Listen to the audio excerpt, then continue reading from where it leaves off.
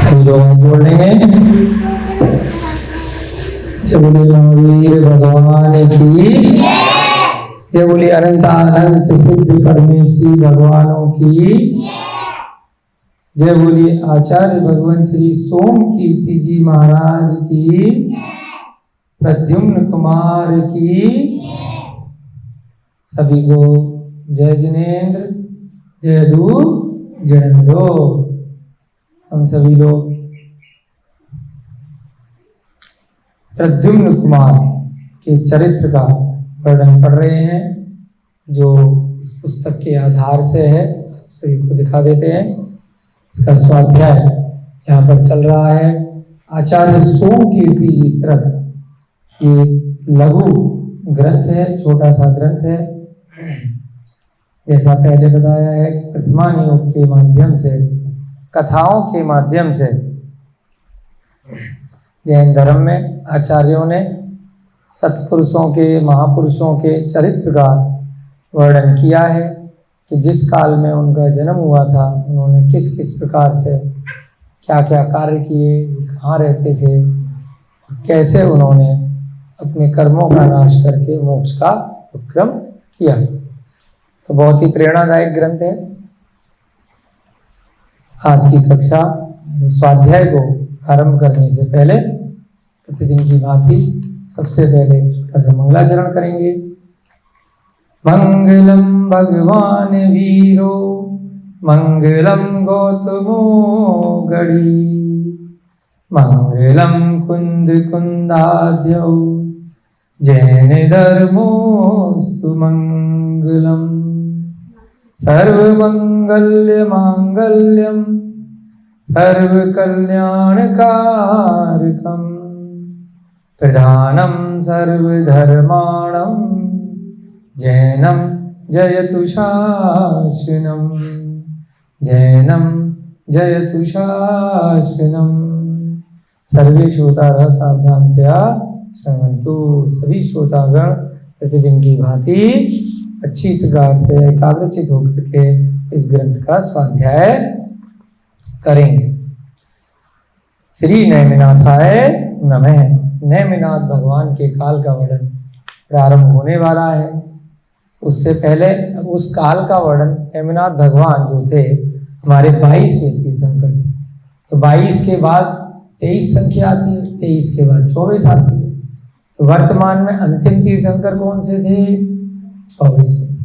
तो अगर पीछे की ओर जाना हो, चाहे वो आदिनाथ भगवान की कथा हो या नैमिनाथ भगवान की कथा हो या पार्श्वनाथ भगवान की कथा हो, तो हम तक किसके माध्यम से पहुंची है? हम तक कौन से भगवान के माध्यम से पहुंची है? महावीर भगवान के माध्यम से, क्योंकि उसके बीच में आदिनाथ से लेकर महावीर तक के काल में संख्यात वर्षों का काल निकल गया। आगे वर्णन आएगा तो चतुर्थ काल जो मुंडा सर्पणी काल चल रहा है सारे खंड में, तो एक कोड़ा कोड़ी सागर से 48 कुछ वर्ष कम होता है, ये माना है ना, 42,000 वर्ष कम। एक कोड़ा कोड़ी सागर अभी संख्या के तौर पे मान लीजिए कि असंख्यातों वर्षों का होता है। इतने सारे वर्ष, करोड़ों अरबों मान लीजिए, सोचने की दृष्टि से इतने सारे वर्ष निकल गए आदिनाथ भगवान को, तो उनकी कथा हम तक कैसे पहुंची? अंत में भगवान महावीर से है ना, भगवान महावीर ने अपने केवल ज्ञान में ये सारी बातें देखी, तीर्थंकर की दृष्टि से अगर देखा तो। उसके बाद भी कई सारे केवल ज्ञानी हुए, है ना, जम्बू स्वामी हुए अंत में, उसके बाद सुतकेवली हुए, भद्रबाहु जी, उनको भी ज्ञान था। तो किसी ना किसी जीव के माध्यम से हम तक ये बातें पहुंची, है ना। तो ये जो ग्रंथ लिखे गए, अब यहाँ पर कहाँ बैकग्राउंड में जा रहे हैं, कोई स्टोरी चलती है तो हिस्ट्री में थोड़ा बैक में जाया जाता है। तो प्रारंभ करने के लिए आचार्य महाराज ने जब ग्रंथ लिखा कि भाई नैमिनाथ भगवान के काल में श्री कृष्ण के पुत्र प्रद्युम्न की कथा सुनानी है, तो कौन बताएगा, है ना, प्रूफ क्या है कि हमने कहाँ से ली? तो भाई भगवान महावीर पे जाकर के राजा श्रेणिक ने पूछा और भगवान महावीर ने ऐसे ऐसी ये कथा बताई है। तो ये क्या है? प्रमाण है, कन्फर्म है, प्रूफ है। प्रमाण पत्र होता है ना, कि आपके पास इस चीज की डिग्री है तो भाई क्या सर्टिफिकेट दिखाओ। आप जैसे डॉक्टर हैं या शास्त्री जी हैं, है ना, आप इंजीनियर हैं, प्रमाण क्या है? अपने मन से तो नहीं बोल रहे। तो प्रमाण क्या हो गया? भगवान महावीर प्रमाण हो गए। उनसे जो भी बात पूछी केवल ज्ञान में उनके आई, समूह शरण में बोली तो एक सील। तो जब भी कोई भी प्रतिमान योग का ग्रंथ प्रारंभ होता है तो आप अधिकतर यही बात देखेंगे।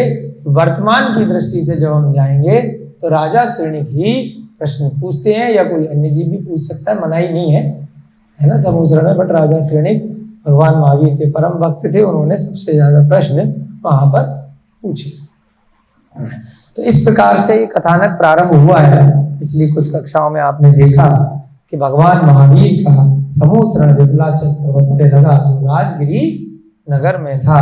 और कितनी सुंदर राजगिरी नगर थी, वहां पर कितने सुंदर सुंदर रमणीक स्थान थे, कितने सुंदर स्वर्ग थे, स्वर्ग के समान उद्यान थे। तो पहले तो द्वारका उसका वर्णन किया, उसके बाद राजा श्रेणिक ने भगवान की परिक्रमा देकर के जब समूह शरण आया तो भगवान की स्तुति की, वंदन किया, और फिर आगे बढ़कर भगवान से प्रश्न पूछा।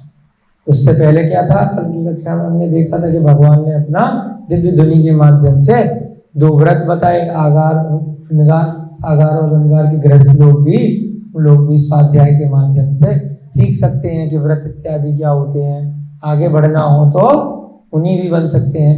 गृहस्थ जीवन में ही व्रत तप करने वाला एक दिन महाव्रती बन जाता है, डायरेक्ट तो नहीं बनेगा। पूर्व भवों के अगर उसके कर्म ऐसे हैं, एक चैन क्रॉस करके आया है तो तुरंत भी बन सकता है।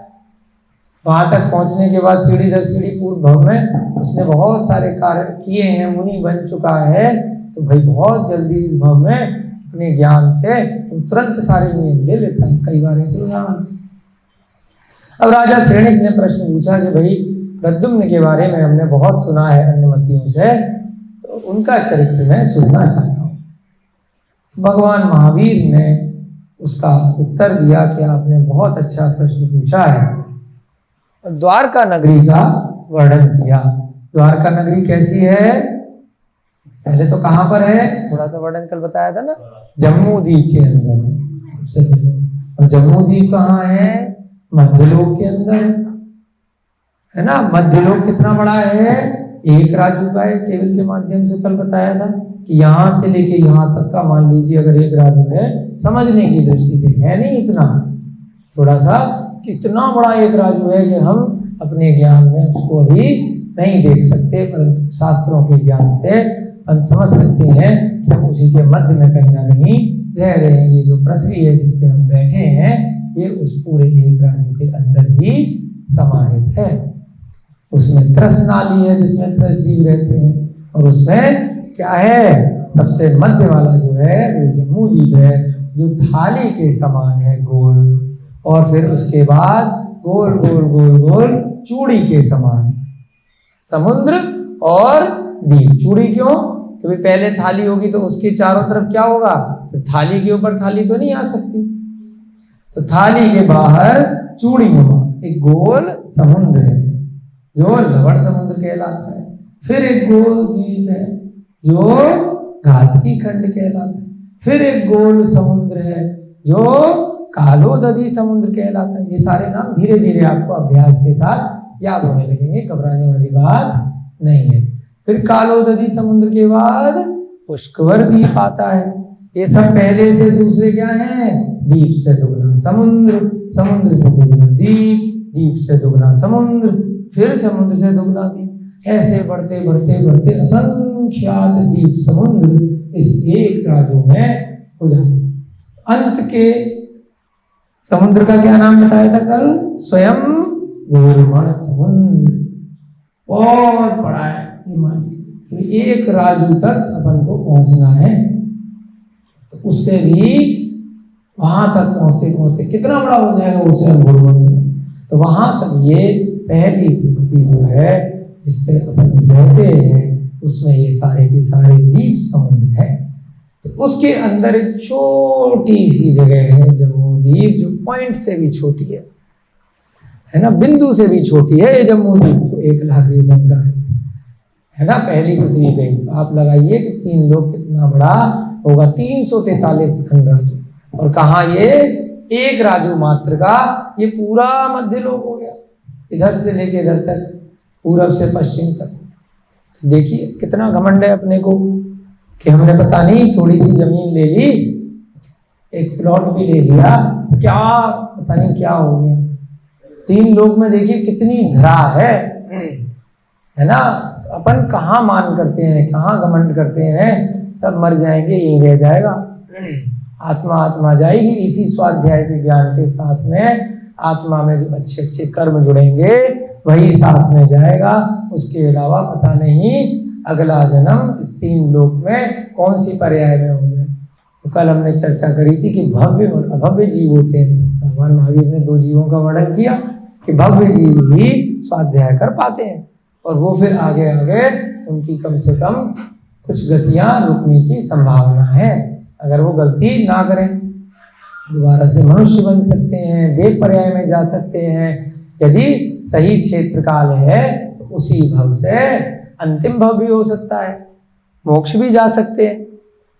इस प्रकार से जो जम्मू द्वीप था उसके भी अंदर उसका 190वां भाग, कौन सा भाग, 190th है ना, 1 लाख योजन व्यास का क्या था, जम्मू द्वीप, और उसका भी 190 भाग किया। तो आप लोग गणित के विद्यार्थी हैं, थोड़ा कैलकुलेटर भी चला लेते, तो कितने योजन आती है संख्या, 526 सही 6/19, 526/6/90 योजन का विस्तार वाला नीचे का भाग है भरत क्षेत्र। कितना छोटा हो गया, उसका भी 6 भाग कर दिए, 5 मलेच्छ खंड और 1 आर्यखंड। तो अंदाजे से लगा लीजिए कि 526 का भी मोटा मोटा छठा भाग है ना, 100 से भी कम आएगी संख्या। इतने से योजन में ये आर्यखंड है। अगर विस्तार की दृष्टि से देखेंगे नीचे से लेके ऊपर तक, इधर उधर तो और ज्यादा लंबाई, पूर्व से पश्चिम, उसमें भी थोड़े से हिस्से में ये जो 7 महाद्वीप और समुंदर बोला करते हैं कि भारत है, एशिया महाद्वीप के अंदर एक ऑस्ट्रेलिया है, अमेरिका है, यूरोप है ना, अंटार्कटिका है, 6-7 महाद्वीप है ना, अफ्रीका है। तो ये उस आर्यखंड का भी बहुत ही सूक्ष्म हिस्सा है जिसको हम पूरी पृथ्वी मान लेते हैं। तो ये पृथ्वी सीधी सीधी है दक्षिण भाग में, परंतु वर्तमान में कुछ तरह के वैज्ञानिकों ने अपने परीक्षण इत्यादि करके कुछ भ्रांतियां फैलाई हैं, हमारे दिमाग में भी फिट हो गई हैं, क्योंकि हमारी आयु बहुत छोटी है। तो जैसा कोई समझा देता है, आजकल तरह तरह के साधन है समझाने के, स्कूल की एजुकेशन है, कॉलेज की एजुकेशन है ना, मीडिया है, अखबार है, टीवी है, तो जैसी चीज जो समझा दे उसका प्रचार हो जाए तो कुछ समय तक वो दिमाग में रहती है, 10, 20, 50 साल। उसके बाद फिर कोई चीज आती है, फिर समझा देते हैं। तो ये चीजें समय समय पर चेंज होती रहती हैं। तो हमें घबराना नहीं है कि भाई अगर कोई अन्य मति या अन्य ग्रंथ, अन्य शास्त्र या स्कूल कॉलेजों में अगर कुछ गलत चीज पढ़ाई जा रही है जो हमारे ग्रंथों से मेल नहीं खा रही है, तो अपन ये ना सोचें कि वो तो बहुत विद्वान हैं, वो तो बहुत बड़े वैज्ञानिक हैं, उनका इतना नाम है, इतने बड़े देश के राजा हैं, उनका इतना सम्मान है, उनको तो इतना बड़ा बड़ा प्राइज मिला है, नोबेल प्राइज मिला है। तो ये सब ग्रंथ तो हो सकता है पूर्वाचार्यों ने लिखे होंगे, उस समय इतनी तकनीक नहीं रही होगी, टेक्नोलॉजी नहीं रही होगी, तो उनके ज्ञान में नहीं होगा, उन्होंने अपने मन से लिख दिया होगा। और अब तो इतनी टेक्नोलॉजी है, दूरबीन है और पता नहीं क्या क्या, अपन मंगल तक चले गए, चंद्रमा तक चले गए। तो ये सब चीजें जो भी तकनीक है, एक माध्यम है, जैसे हम माइक से बोल रहे हैं भाई, स्पीकर से आवाज आ रही है, तो ये एक तकनीक है। कहीं कहीं विज्ञान वर्तमान समय में कली युग बताया है, कली काल बताया है, तो कुछ मशीनें आएंगी, परंतु मशीन कभी भी आत्मा के ज्ञान से ऊपर नहीं जा सकती। जो आत्मा का ज्ञान है, जो केवल ज्ञान है, केवल ज्ञान से भी छोटे ज्ञान है, अवधि ज्ञान, बने बड़े ज्ञान, उसमें भी बहुत ज्ञान होता है। अवधि ज्ञान में भी पूर्व भवों का और अगले भवों का ज्ञान हो जाता है।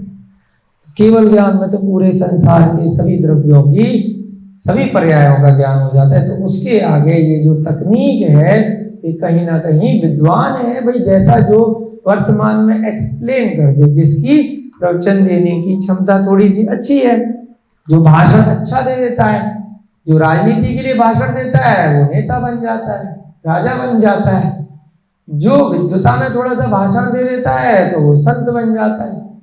उसका मतलब ये नहीं है कि वो केवल ज्ञानी है, वो भगवान बन गया। भगवान का मतलब जिनेंद्र, जिसने अपनी इंद्रियों को जीत लिया है, जिसको किसी प्रकार का किसी बात का कोई भी परिग्रह नहीं है, उसको कोई फायदा नहीं होने वाला है। आपको भाषण देके, प्रवचन देके उसे कोई भी धन संपत्ति की, अपने नाम की, अपने बड़े बड़े आश्रम की इच्छा नहीं है। तो वो व्यक्ति जब भाषण देगा, प्रवचन देगा, तो उसके प्रवचनों को प्रमाण मान सकते हैं, जिसको कोई प्रयोजन नहीं है कि आप सुनो तो ठीक, नहीं सुनो तो ठीक, लेकिन परंतु किसी का कुछ ना कुछ बेनिफिट होने वाला है, फायदा होने वाला है, तो चांस है कि वो थोड़ा बहुत अपने मन से चीजें जोड़ सकता है। अब कई बार इंटरनेट पे हम भी देखते हैं कि भाई कभी कहते हैं कि सूर्य इतने मिलियन वर्ष पुराना है, कभी कह देते हैं इतने मिलियन, कभी कह देते हैं मिलियन की जगह बिलियन लगा देते हैं अगले दिन, है ना, सीधे एक जीरो ही लगा दी। तो कभी करोड़ों वर्ष की उसकी ऑक्सीजन और हाइड्रोजन बची है, कभी अरबों की बची है। कभी कहते हैं पृथ्वी इतने करोड़ों वर्ष बाद खत्म हो जाएगी, अगले दिन दूसरा विद्वान आके कहता है कि भाई इतने लाखों वर्ष खत्म हो जाएगी। सन 2000 में कह रहे थे कि पृथ्वी खत्म होने वाली है, फिर 2012 में भी कह रहे थे। तो बार बार, और सभी विद्वान बन जाते हैं, सभी को पुरस्कार मिल जाता है। किसी पुस्तक में कुछ आता है, किसी पुस्तक में कुछ आता है। तो कहाँ तक अपन विश्वास करें? कोई वैज्ञानिक कुछ कहता है, कोई वैज्ञानिक कुछ कहता है। रोज रिसर्च होती है, रोज मीडिया में, टीवी के माध्यम से अलग अलग जगह पर अलग अलग प्रकार से इस धरती का वर्णन किया जाता है। कोई कहता है ये संसार इतना बड़ा है, कोई कहता है 9 ग्रह हैं, कोई कहता है 10वां मिल गया, कोई कहता है चंद्रमा इसका उपग्रह है, कोई कहता है नहीं उसके इतने उपग्रह हैं बृहस्पति के, है ना, एक ग्रह और मिल गया, कोई कहता है सूर्य घूम रहा है, कोई कहता है नहीं घूम रहा है। तो किसकी बात माने? अपन को अगर आगे बढ़ना है, स्वाध्याय करना है, तो सारी बातों को छोड़ो। जो यहाँ स्वाध्याय में लिखा है, जो पूर्वाचार्यों द्वारा रचित ग्रंथ हैं, उनकी ही मानो। पहले तो सच्चा श्रद्धान करो, परंतु अन्य लोग आपको मिलेंगे, वो कहेंगे आप गलत बता रहे हो, पकड़ लेंगे आपको कभी भी। तो उनसे तर्क वितर्क करने के लिए भी आपके पास उनकी बातों का भी थोड़ा ज्ञान होना चाहिए, है ना। आचार्य समंत भद्र स्वामी हुए, तो उस समय बुद्ध धर्म का बहुत प्रचार चला करता था, अकलंक निकलंक हुए। तो उस समय उन्होंने तर्क रखने के लिए दूसरे ग्रंथों को भी पढ़ा। ऐसा नहीं है कि हमें केवल एक मत से एक चीज पढ़नी है और उसके बाद दूसरे को नकार देना है।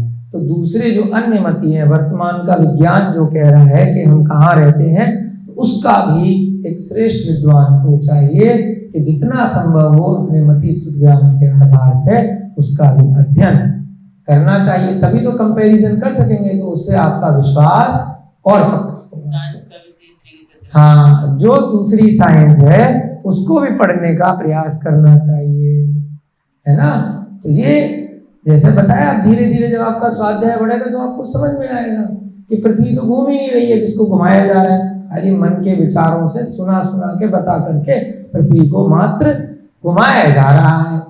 ऐसे ही तारा जो है सूर्य, वो घूमता हुआ सबको दिख रहा है, उसको खड़ा कर दिया गया है कि वो तो एक जगह खड़ा है और हम घूम रहे हैं। तो ये हमारे दिमाग को मार्केटिंग के जरिए, पुस्तकों के जरिए कुछ न कुछ तरीके से इस प्रकार से भ्रांतियां पैदा करी गई हैं। और हम लोग क्योंकि बचपन से ये चीज सुनते आते हैं, जो लोग स्कूल कॉलेज नहीं जाते, कम से कम वो लोग देखते हैं कि हाँ सूर्य पूरब में निकला और पश्चिम में छुपा, उनको थोड़ा सा दिखता है जो सामने है। परंतु जो बचपन से उन्होंने स्कूल कॉलेज की, टीवी की, मोबाइल की, आजकल अखबार की आसपास से सुना, वो कहते हैं सूर्य तो स्थिर है, हम घूम रहे हैं। तो जैसा दिमाग को मार्केटिंग के जरिए आपको मोल्ड कर दिया जाए, वैसे ही वो सोचने पर मजबूर हो जाता है। परंतु एक न एक दिन ऐसा आता है जब वो कंफ्यूज हो जाता है, और कंफ्यूज होने के बाद में, कंफ्यूज का मतलब डाउट आ जाता है उसके मन में कि पता नहीं क्या है। जब अंत समय उसका आता है, जब बुढ़ापा आता है, तब वो इन ग्रंथों पे श्रद्धान करने लगता है, जो भव्य जीव होता है। कहता है पूरे जीवन मैंने जो गृहस्थ जीवन में रुपया पैसा कमाया, व्यापार चलाया, वो तो सब मिथ्या था। झूठ मैंने पढ़ा, झूठ बेचा, झूठ से कमाया और झूठ से ही मैंने अपनी गृहस्थ जीवन चलाया। तो अंत में जाकर के वो सत्य की तरफ जाता है, और जो सत्य धर्म है, तीन लोक का जो विज्ञान है, इन ग्रंथों का स्वाध्याय है, पूर्वाचार्यों रचित जो पुराने महापुरुष हैं उनके चरित्र का वर्णन है, यही सत्य है।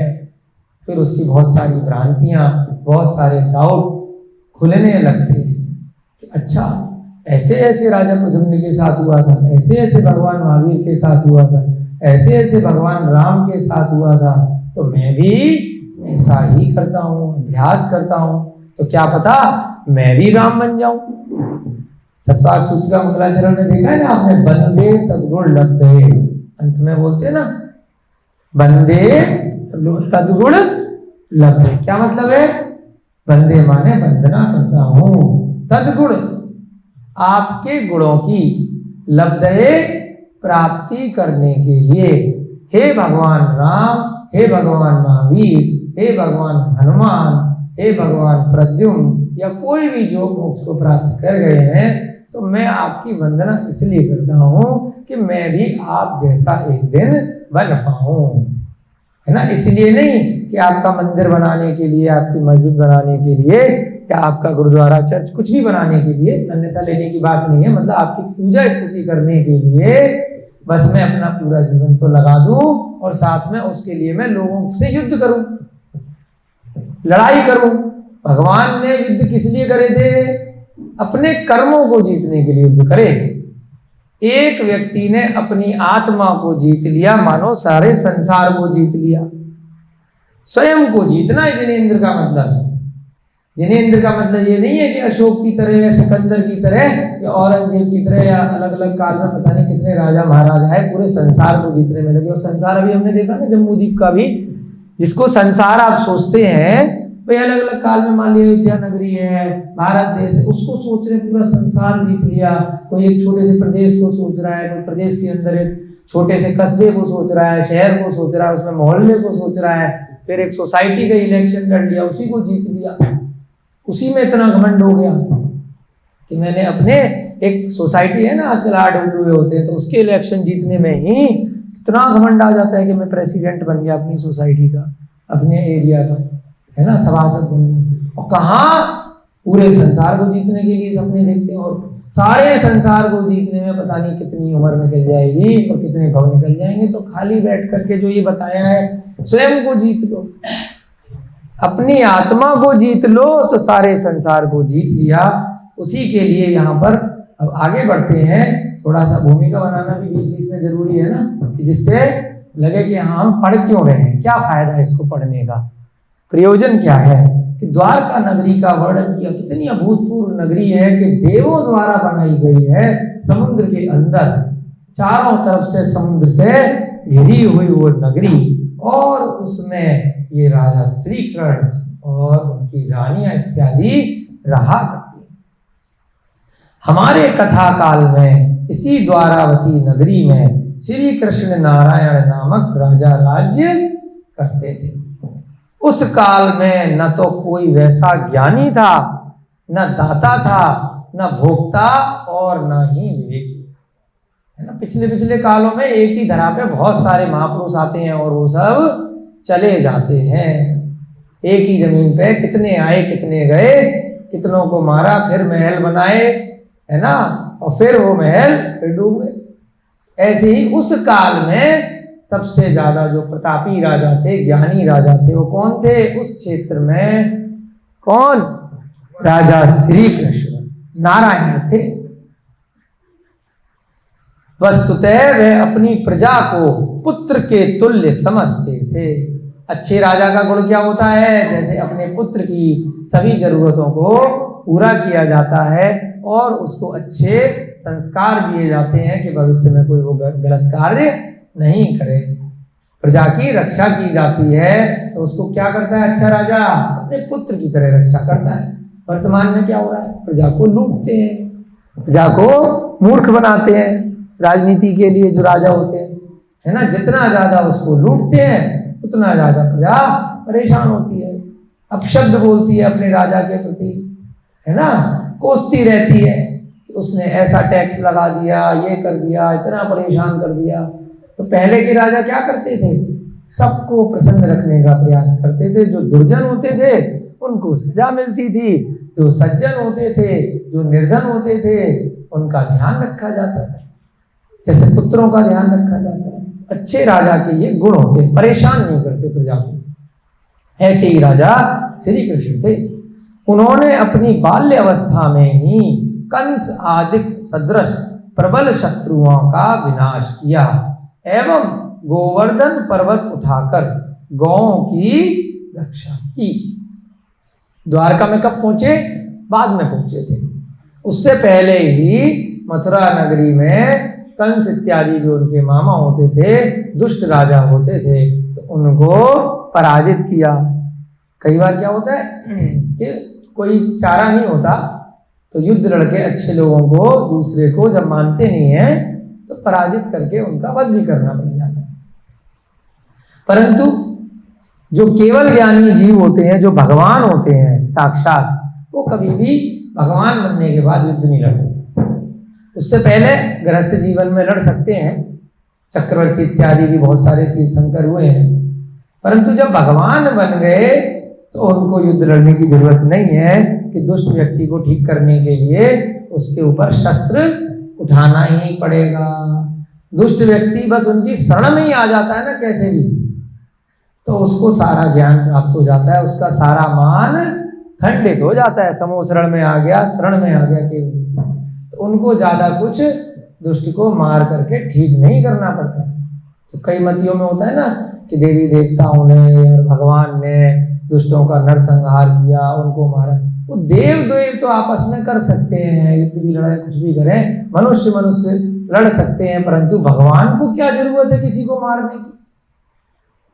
वो तो साक्षात भगवान बैठे हैं, उन्होंने तो अपनी इंद्रियों को जीत लिया। वो तो खाली बताएंगे कि भाई आपको भी अगर हमारी तरह भगवान बनना है, आप भी ये सारे बुरे कार्य छोड़ दीजिए। तो है ना, उनका पूर्व जन्म उनको याद दिला देंगे, थोड़ा सा अवधि ज्ञान या मने परे ज्ञान के माध्यम से। कोई केवली से पहले के भी कोई मुनि महाराज हैं, उनसे भी, उनकी संगति से भी दुर्जन सज्जन बन जाते हैं। उनको पूर्व भव का बता दिया जाता है कि भाई आपने यहाँ तक पहुंचे हो बेटा, तुमने पिछले भव में क्या क्या किया था, क्यों ये कार्य कर रहे हो, है ना। काशीनाथ भगवान का भी उदाहरण आता है ग्रंथों में कि पूर्व भव में राजा अरविंद थे, तो वहां पर एक मुनि महाराज के प्रवचन मात्र से जाति स्मरण हो गए, हाथी की पर्याय में। बहुत सारे ऐसे उदाहरण आते हैं कि जरूरी नहीं है कि साक्षात भगवान ही सामने बैठे हो, कोई अवधि ज्ञानी या कोई ज्ञानी सत्पुरुष के समूह शरण में या उनकी संगति में जीवा जाता है तो उससे भी सुधार हो जाता है। तो युद्ध लड़के मारने की जरूरत नहीं। परंतु अभी तक क्या है, श्री कृष्ण भगवान नहीं थे उस समय, अगले भव में वो भी तीर्थंकर बनेंगे ऐसा विधान आया है। अभी उन्होंने युद्ध लड़े, कंस इत्यादि को वध किया, तो उसी का यहाँ पर वर्णन है। और गोवर्धन पर्वत को उठाया, यमुना नदी में कालिया नाग को नाश कर उन्होंने नाग सज्जा, धनुष एवं शंख प्राप्त किए। ये भी कथानक अन्य मतियों में बहुत सारी बातें श्री कृष्ण इत्यादि की बिल्कुल सेम है, बस थोड़ा सा डिफरेंस क्या है कि जब वो जीव आगे जाकर के वैराग्य को धारण करते हैं, अपने स्त्री इत्यादि जो परिवार के सदस्य हैं उनसे दूर हटते हैं, परिग्रह मोह का त्याग करते हैं, तो वो बातें थोड़ी थोड़ी सी हटा दी गई, जिससे कि लोग वर्तमान में संसार में बने रहें और जैसे भगवान ने किया था वैसे कार्य राग द्वेष करते रहे और लोगों का व्यापार दुकान चलती रहे। तो इसलिए उस उद्देश्य से गृहस्थ जीवन की चर्चा अन्य मतियों, अन्य ग्रंथों के माध्यम से की गई है। परंतु भगवान बनना है तो वो सब तो मिथ्या था, वो सब तो झूठ था। वो तो एक जीवन में करेंगे, अगले जीवन में फिर वही चीजें अलग अलग योनियों में प्रारंभ हो जाएंगी। ऐसे कब तक चलता रहेगा? तो यहाँ पर भगवान महावीर बताते हैं कि उन्होंने क्या किया, धनुष एवं शंख को भी प्राप्त किया कालियानाग को पराजित करके श्री कृष्ण ने। जरासंध के भाई अपराजित को युद्ध में पराजित किया। जरासंध भी कौन था, है ना, नारायण था उस पर में। नारायण और पृथ्वीनारायण होते हैं, दोनों में युद्ध होता है, तो जरासंध के भाई को भी पराजित किया। उनकी शूरता का वर्णन कहां तक किया जाए, कोई उसकी लिमिट नहीं है, इतने शूरवीर थे। कौन? कृष्ण नारायण। उन्होंने जरासंध के भाई को पराजित किया। उनको समुद्राक्ष नामक देव ने समुद्र को पीछे हटाकर 12 योजन भूमि प्रदान की। जब कोई महापुरुष मनुष्य भी होते हैं तो साक्षात स्वर्ग से देव भी आ जाते हैं उनकी सहायता करने के लिए, उनकी दर्शन करने के लिए, उनका आशीर्वाद लेने के लिए देव भी आते हैं। क्योंकि देव भी स्वर्गों में यही कामना करते रहते हैं कि कब हम मनुष्य बनेंगे। हम यहाँ बैठ के देवों को पूछते रहते हैं कि भाई हमारे को सांसारिक सुख सुविधाओं की प्राप्ति करा दे, मुझे पैसा दिलवा दो, मुझे बच्चा करा दो, मेरी नौकरी लगवा दो, पूरे पूरे दिन जिसको जो मेरी बीमारी ठीक कर दो, जिसकी जो समस्या है उसके लिए हम देवों को पूज रहे हैं। और देव आकर के मनुष्यों को पूज रहे हैं कि मुझे मनुष्य बना दो, जिससे कि मैं मनुष्य बन करके मोक्ष को प्राप्त करूं। क्योंकि देव में उन्हें पता है कि संयम ही नहीं ले सकते। उम्र तो बहुत है सागरों की पल्लियों की, परंतु वैभव ही वैभव है, भोग ही भोग है, और मनुष्य नहीं बन सकते। देव यहाँ आना चाहता है, हम वहां जाना चाहते हैं, इसीलिए संसार घूम रहा है गोल। देव अच्छे कर्मों की वजह से आना चाहता है कि भाई मैं मनुष्य क्यों, क्योंकि वहां पर जाकर उसको अवधि ज्ञान हो गया, उसको पिछले भवों का ज्ञान हो गया कि मैं वहां कैसे पहुंचा हूं। और अगर उस भव में मेरे को ज्ञान होता तो मैं उसी टाइम दीक्षा आदि ग्रहण कर करके मैं मोक्ष जा सकता था पिछले भव में, अगर क्षेत्रकाल ठीक होता। ऐसे बहुत उदाहरण आते, तभी तो देव आके बैठे समोसरण में भगवान महावीर की पूजा कर रहे हैं, उनके पंच कल्याणों में आ रहे हैं कि हे भगवान मेरे इस देव पर्याय में भी मेरे ऐसे कर्मों का आश्रय हो कि अगले भव में मुझे कुछ याद रह जाए। परंतु देखिए विधि का विधान, जैसे ही देव पर्याय से छूट करके जिस भी गति में जीव जाता है मनुष्य त्रियंच में, सारा भूल जाता है, सब अवधि ज्ञान चला जाता है पिछले भव का, फिर जीरो से गाड़ी शुरू हो जाती है।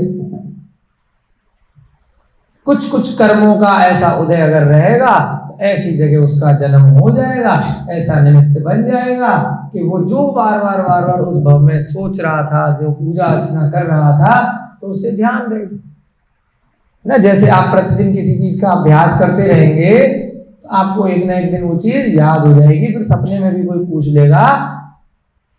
ऐसा होता है ना कि भाई 2 का पहाड़ा याद कर लिया, ABCD याद कर ली, का याद कर लिया, बार बार अभ्यास करते करते कभी भी कहीं से पूछ लो ABCD याद आ जाएगी, पहाड़े याद आ जाएगी, तो अभ्यास होता है। ऐसे ही देव पर्याय में वो नंदीश्वर दीप इत्यादि जाते हैं, समोसरण में जाते हैं, प्रतिदिन अभ्यास करते हैं। कुछ सम्यक दृष्टि देव जो होते हैं, इतना अभ्यास हो जाता है, इतना अभ्यास हो जाता है कि चाहे अगले भव में अवधि ज्ञान ना भी रहे तो वो चीज कहीं ना कहीं आत्मा में रह जाती।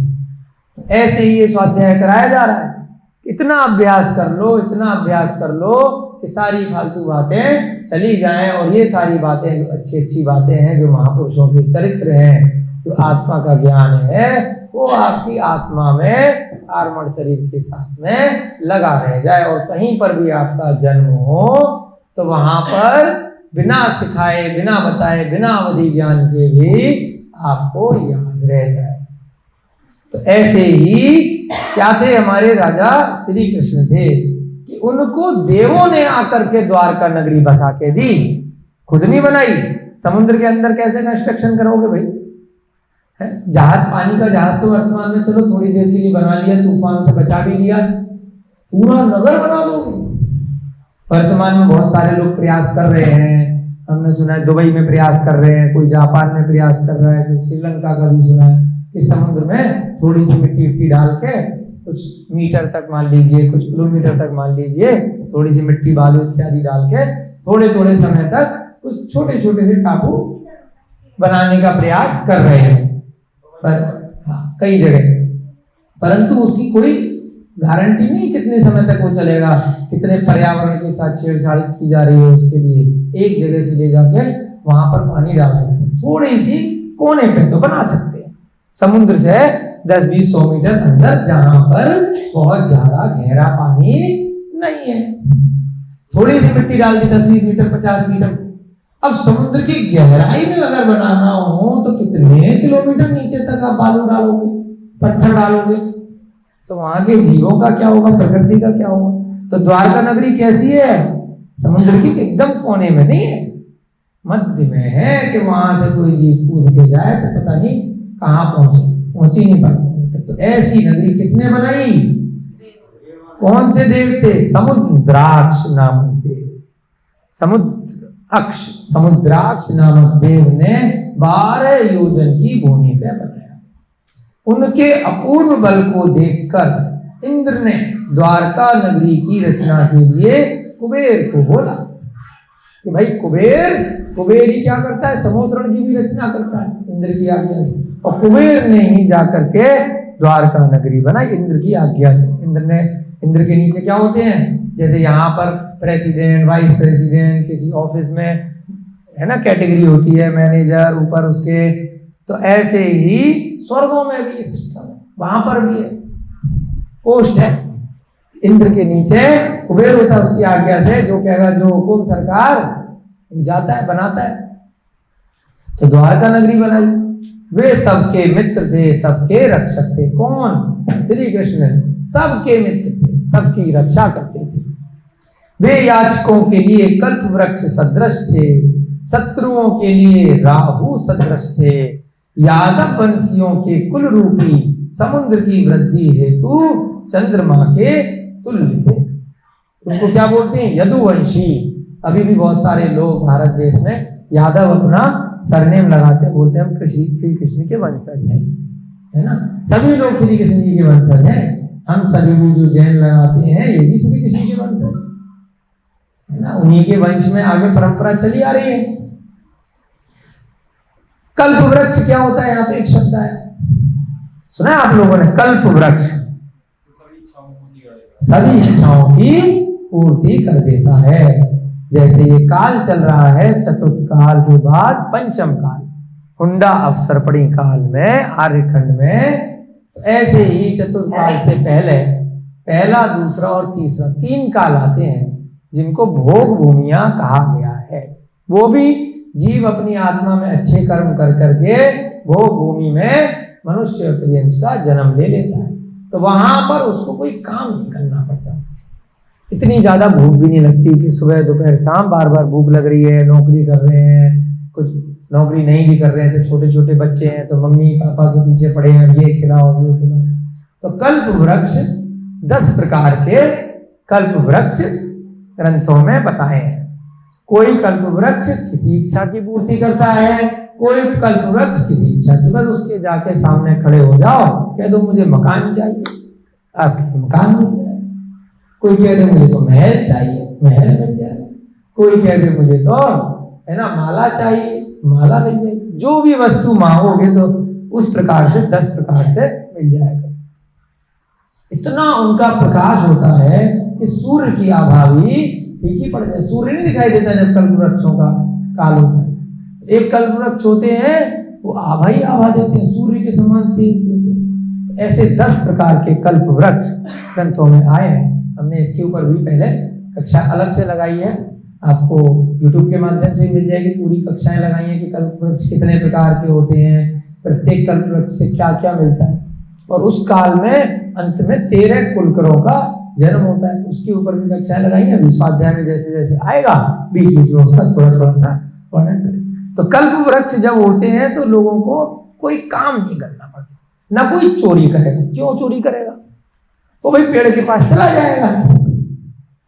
जब जाते ही चीज मिल जानी है तो क्यों दूसरे की छीन के लाएगा, ना कोई हिंसा करेगा। तो ऐसा वो भोग भूमियों का काल होता है। तो यहाँ पे क्या तुलना करी गई श्री कृष्ण की, कि जैसे कल्प वृक्ष जो मांगो वो दे देता है ना। बस जाके खड़े हो जाओ, मन में इच्छा कर लो, वस्त्र चाहिए तो वस्त्र भी मिल जाएंगे कल्प वृक्ष से। बर्तन चाहिए तो बर्तन भी मिल जाएगा, आभूषण चाहिए तो आभूषण भी मिल जाएंगे। तो क्यों दूध खरीदने के लिए इतनी मेहनत करोगे? जिसको जो चाहिए, जितनी इच्छा है, वो इच्छा की पूर्ति कल्प वृक्ष के माध्यम से हो जाती है। तो ऐसे ही श्री कृष्ण को क्या बोला? कल्प वृक्ष के सदृश। किनके लिए? याचकों के लिए, यानी मांगने वालों के लिए। मांगोगे तभी तो देंगे। शत्रुओं के लिए राहु सदृश। राहु और केतु दो विमान होते हैं जो क्रमशः सूर्य और चंद्रमा के नीचे घूमते रहते हैं, है ना। ऐसे ऐसे करके वो सूर्य और चंद्रमा के नीचे चलते हैं। ज्योतिष में भी इनका बड़ा नाम है ना। विमान है, जैसे सूर्य और चंद्रमा के विमान है, ऐसे ही राहु और केतु के विमान है। वो कृष्ण वर्ण के होते हैं, काले होते हैं। तो राहु सूर्य चंद्रमा के नीचे जब आता है तो उसको, उसके प्रकाश को आच्छादित कर देता है, रोक देता है। उसके कारण क्या होता है? ग्रहण इत्यादि पड़ जाते हैं। तो उसमें क्या करते हैं कुछ लोग? अपनी दुकान भी चलाते हैं कि राहु के नाम से लोगों को डराते रहते हैं। वो किसी का कुछ नहीं करता। ये दशाएं हैं ग्रहों की, एक विज्ञान है। उसके ऊपर भी आचार्यों ने ज्योतिष विज्ञान ग्रंथ लिखे। आप उसका अध्ययन कीजिए, पढ़िए, लेकिन उससे डरिए मत। कोई ग्रह, कोई तारा, कोई भी आपका, कोई पृथ्वी कुछ नहीं बिगाड़ सकती। बिगाड़ेगा कौन? आपके स्वयं के कर्म।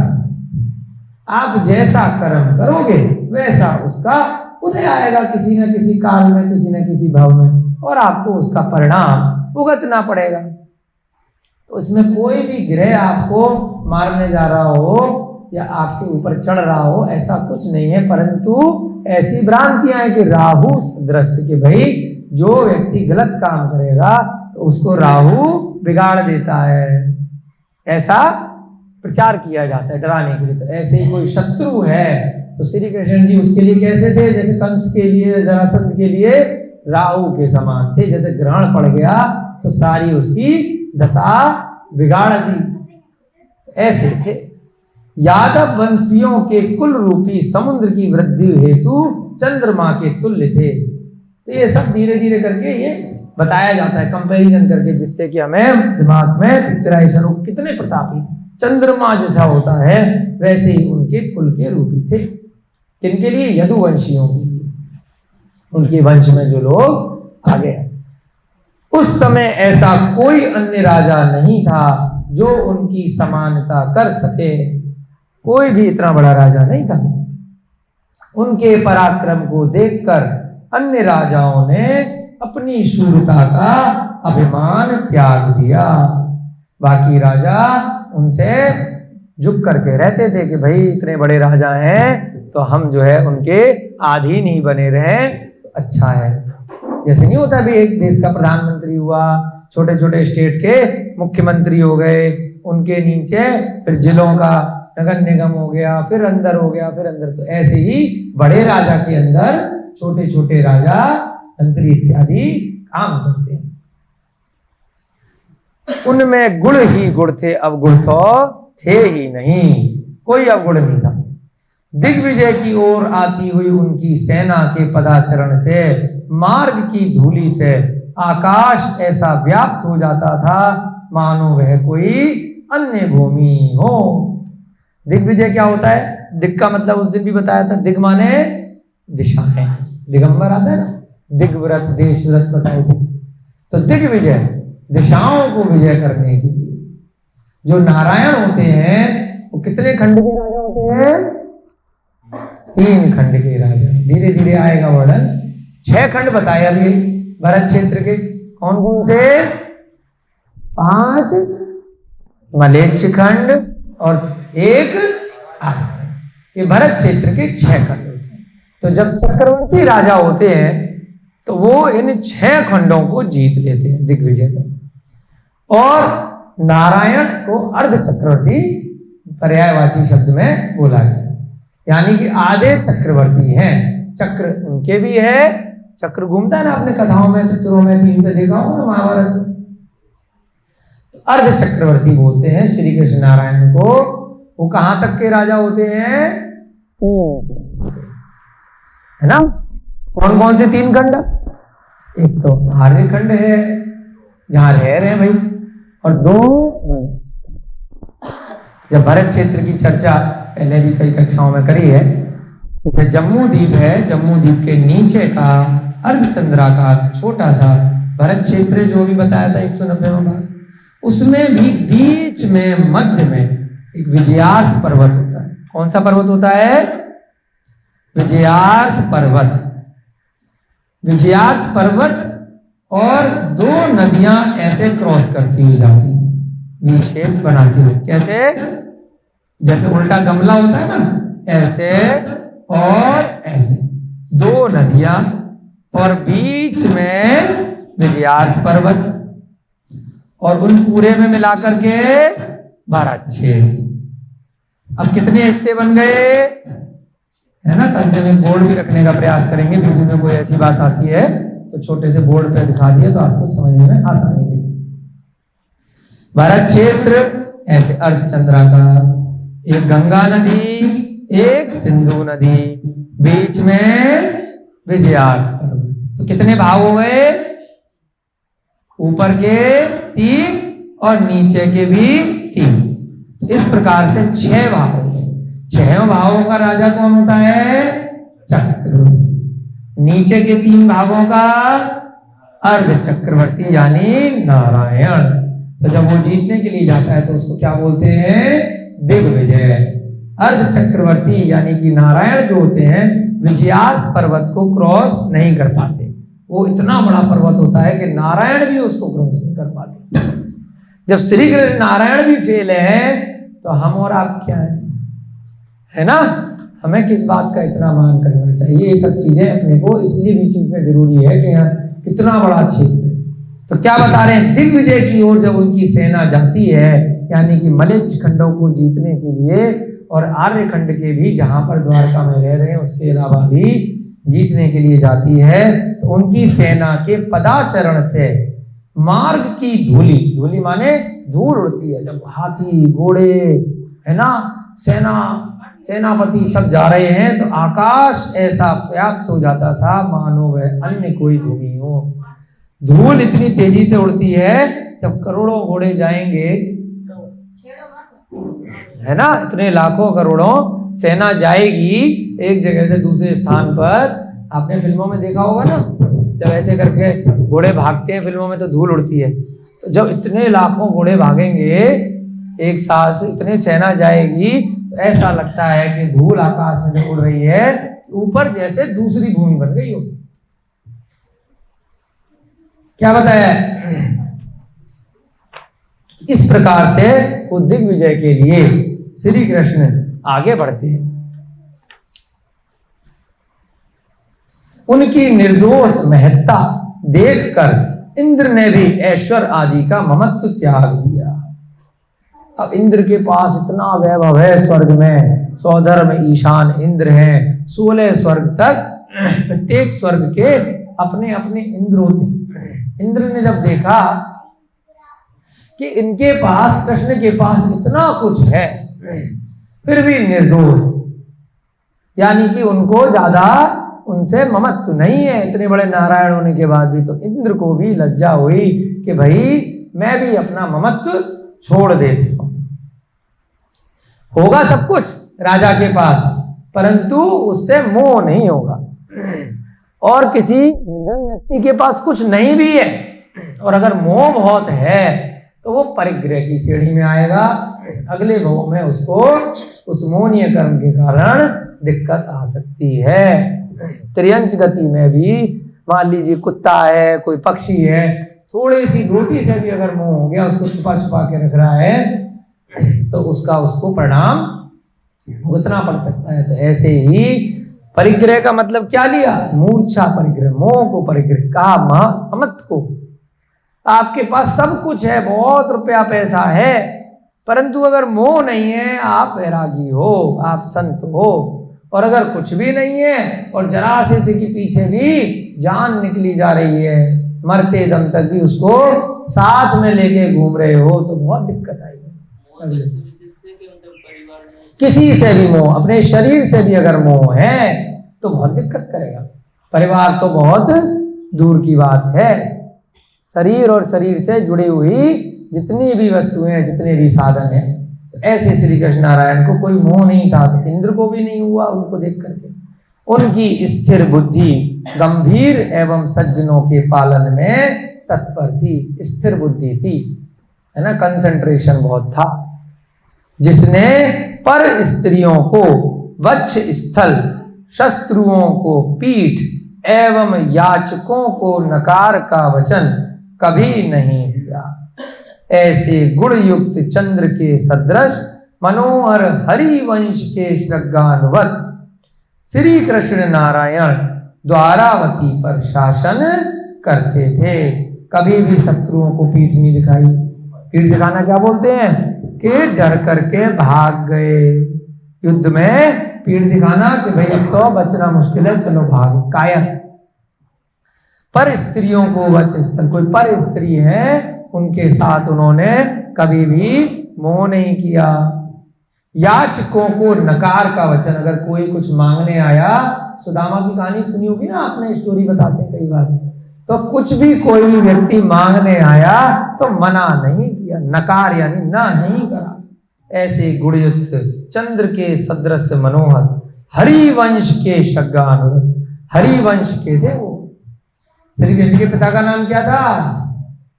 वसुदेव। माता का नाम देवकी। तो वसुदेव कौन से वंश के थे? हरिवंश। एक पुराण आया है जैन मत में भी और अन्य मत में भी, हरिवंश पुराण। हरिवंश पुराण आप लोगों को जब भी समय मिले जरूर पढ़ना चाहिए। हम भी कोशिश करेंगे जब कुछ समय बाद जब ये पुराण पूरा होगा तो अगर मौका लगा तो हरिवंश पुराण भी पढ़ेंगे। उसमें वसुदेव का चरित्र है बहुत सुंदर। वसुदेव के साथ उनके पुत्र श्री कृष्ण का और साथ में भगवान नेमिनाथ का, क्योंकि वसुदेव के भाई कौन थे? समुद्र विजय। और समुद्र विजय के पुत्र कौन थे? नेमिनाथ भगवान, है ना। और वसुदेव के पुत्र कौन थे? श्री कृष्ण। तो नेमिनाथ भगवान और श्री कृष्ण भगवान दोनों कौन लगे? कजिन ब्रदर आज के समय में, चचेरे ताऊ के भाई, है ना। तीर्थंकर नेड़ी में है नेमिनाथ भगवान की कितनी सुंदर प्रतिमा। तो वो हमें याद दिलाती है कि श्री कृष्ण के काल में उनके भाई नेमिनाथ थे। तो ऐसे हरिवंश यहाँ पे शब्द आया है कि श्री कृष्ण जी भी हरिवंश के थे। फिर आने वाले समय में उनको यदुवंशी बोल दिया जाता है, उनके कुल के जो लोग हैं, है ना, उनके पिता। तो हरिवंश के श्रद्धानुवत श्री कृष्ण नारायण ऐसी द्वारावती पर शासन कर रहे थे। आपकी कक्षा का, आपकी स्वाध्याय का समय हो रहा है। ऐसी आनंद में ही होकर के आप सभी लोग एकाग्रचित होकर के पढ़ रहे हैं, अध्ययन कर रहे हैं। हमें भी बड़े आनंद की अनुभूति हो रही है। सब लोग अच्छे से बैठ रहे हैं नित्य प्रति। इसी को हम लोग धीरे धीरे आगे करते जाएंगे। सीधे सीधे कथानक तो आप खुद भी पढ़ सकते हैं, 4 दिन में पढ़ लेंगे, लेकिन एक ग्रुप के माध्यम से पढ़ने का आनंद कुछ और आता है। सब लोग पढ़ते हैं, कुछ कुछ शब्द ऐसे आते हैं जिनका बहुत बार आप लोगों का अध्ययन होगा नहीं होगा, तो उसमें भी व्याख्या हो जाती है। तो अच्छा लगता है कि समझ में आती है वो चीज़ें। फिर आगे वही शब्द और डिटेल में भी अलग अलग जब भगवान के समूर्षण लगेगा तो उन शब्दों की भी और व्याख्या होगी, तो और अच्छे से वो चीज़ें अपने को समझ में आएंगी। जय बोलिए भगवान महावीर स्वामी की जय। बोलिए अनंतानंत सिद्ध परमेश्वरी भगवानों की जय। बोलिए आचार्य भगवान श्री सोम कीर्ति जी महाराज की जय। बोलिए श्री प्रद्युम्न कुमार की। सभी को जय जिनेन्द्र, जय गुरु, जय।